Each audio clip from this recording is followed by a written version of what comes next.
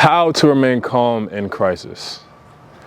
How to remain calm in the heat of crisis.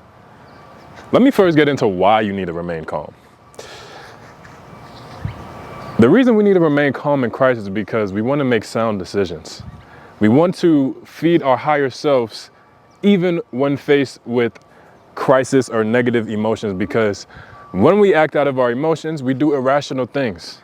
I feel like when I look back on my life and things that I have done wrong, a lot of it stems from the fact that I wasn't trying to, I wasn't trying to remain calm. I was feeding my emotions, okay? And I was doing it unconsciously. And the thing that I have been practicing more and more of is to make sure that even when I'm faced in crisis, in the heat of uncomfortable emotions, whether that be anger, sadness, frustration, what have you, remaining even keel and able to stay grounded in what it is that I know to be true has caused me to make very sound decisions, and slowly that negative emotion starts to dissipate. So let me get into what brought me to making this video. So what brought me to making this video was my cousin. He called me and he's having baby mama drama. Everybody knows how shitty that situation could be. So he was calling me and I thought that I was going to be giving him advice or what have you. Maybe he wanted a listening ear, I don't know, but essentially the whole premise of the thing was that he wanted to see his kids. So his BM told him, hey, you know, you could come at 7 after work, come pick up your child. He's like, okay, cool. He comes at 7, she says, you know what, I'm cooking right now, can you come a little later? He was like, all right, fine. So he comes 2 hours later, comes at 9. He comes at 9 and then she said, actually, you know what, do you think that you could just come tomorrow? And he flips. Come tomorrow and pick him up in the morning. He flips, rightfully so, because it's like, bro, I want to see my kid. You told me I could see my kid. Let me see my kid. I don't play that not seeing my kid shit, bro. That is something, that's a no-go. My kid, I have to see my kid. So he was talking to me. He was telling me like, bro, like, you know what I'm saying? Like, how can she do this? Da, da, da, da. Like, she's a bitch. She da, da, da, da. I'm like, bro, calm down. He's like, nah, bro. Like, I'm not calming down. Like, I don't even care. Like, I'm about to, and he was also saying like, that she was threatening him by saying that if he comes to the house, she's gonna call the cops. The cops?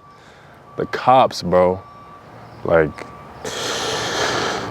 let this be another lesson to be sure that you know who you're sleeping with and who you're having kids with. Don't have kids with spiteful and unhappy women, or unhappy people in general, but people who are willing to just say, you know what, use the judicial system against you, bro, to see your kids. You're not even doing nothing wrong. Be careful with who you sleep with. But nevertheless, he was coming to me and I was trying to tell him to calm down because he was saying some very alarming things where he was like, bro, I don't even care if she calls the cops. Like, this is gonna be the last time she do this. And I'm like, bro, think about your kids. Think about your life.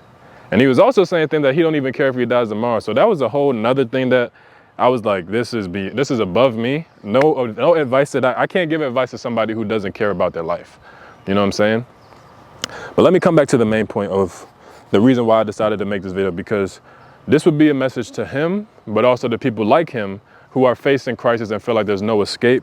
Because I know I've been there. I know what it's like to be so disrespected and so angered by a woman, but also people in general. And the thing that I've recognized looking back on those situations is that people just do stuff to control you. But how can somebody control you if you're remaining calm and still, even when they're disrespecting you? You know what I'm saying? Like, I've been called names before and stuff like that, but I know that that's not me. I know that's not me. So the reason why I want to make the point of emphasis to remain calm is because when we act out of our emotions, it leaves a very large room for error. A lot of people are in jail because of a split moment off of a temporary emotion. You know what I'm saying? Like, you don't want to be that person. You don't want to be somebody that's faced in crisis and doesn't know how to self-regulate. And I get it. You know what I'm saying? I know it's tough. I have been there numerous times. I feel like there's a side of me that I really dislike, but I am growing to love because I know that that's a side of me that doesn't allow BS.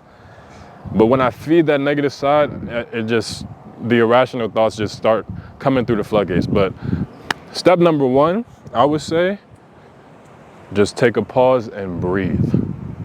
So when you're faced with just crisis, and I know it's difficult, but the first thing is to do is to stop, pause, and just breathe, bro. Breathe. Because the thing that breathing does is it brings us back to our reality. It grounds us and it allows us to self-regulate and self-soothe, and we can start to begin to think rationally. Because when our heart is pounding, blood is rushing to, you know, our fist, our brain, or whatever, we feel erratic. You know what I'm saying? And the only way to slow down that your heartbeat and stuff like that is to take really deep breaths. So the first thing is to take deep breaths. 2, identify what the problem is. Let's use my cousin's situation for the sake of this video. His baby moms wouldn't let him see his kids. Okay, that's what's happening. She's threatening to call the cops. Okay, what can I do to solve this problem? That's the third thing you need to do. From a rational brain, what's the best thing? If I was in his shoes, what would I do? I would simply say, you know what? Okay, I'll come tomorrow. Now, whether or not I get my kid tomorrow will determine the next course of action, because I'm taking that girl to court. Because if she could do it once, she's going to do it again. And I'm not gonna be sitting here having to fight for custody for my kids. 100% taking that girl to court, because it's unfair. It's unfair. And that's kind of how you go down the process of making sound choices even when you're faced with crisis, because I feel like that when I do this, my days are just so much better. I don't ever have to sit here and look back and be like, why did I do that? Why did I do that? You know? Like, everything that I do now, I am 100% conscious of it, and I'm not regretful. I'm just looking at it like, okay, this is a problem. All right, let me just breathe real quick. Let me figure out what the issue is, you know? Because when I do that, it's a lot easier. It's a very cute dog you have.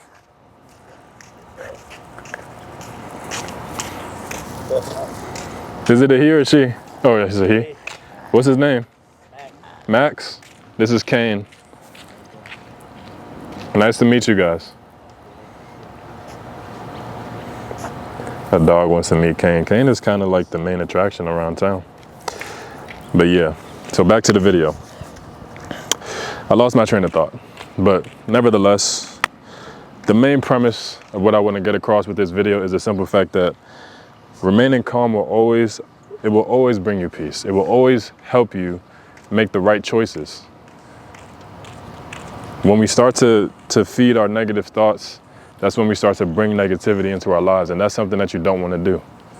You don't want to be somebody who is so out of control and can't self-regulate, especially as a man. I feel like women could get a pass on it to a certain extent, but as a guy, the consequences are immense. Like I said, I know so many people who are in jail because they can't self-regulate and they can't recognize, you know, this is just a temporary moment right now. And this is a temporary feeling that I'm feeling right now. Why would I make an irrational decision that could put my life in jeopardy?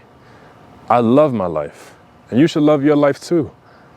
Because the fact of the matter is that there's so many people that are in jail, or I always use jail because I feel like that's like the furthest extent, that and death, where, you know, people are just like, you know, like I heard a quote where somebody was talking about, man, 2 seconds cost me 20 years of my life. Like, think about how fast a gun gets let off. It don't even take a second, bro. And people are facing the consequences for that action for the rest of their lives. You know what I'm saying? Like life is too precious to be making irrational choices. So that's kind of where I'm coming at with this video, because I know that there's not really, there hasn't been too many people in my life that one, are emotionally intelligent enough to make sound choices when they're upset. So I had to learn a lot of this on my own, especially through therapy and stuff like that. So I felt like I needed to take what I've learned and share it with you guys, because I want to help you all. I want to help you all be better people and make better decisions. So that's why I feel like this video is important. So in closing, because we're hovering around the 10-minute mark, if there's anything you could take away from this video, I want you to learn or take away this.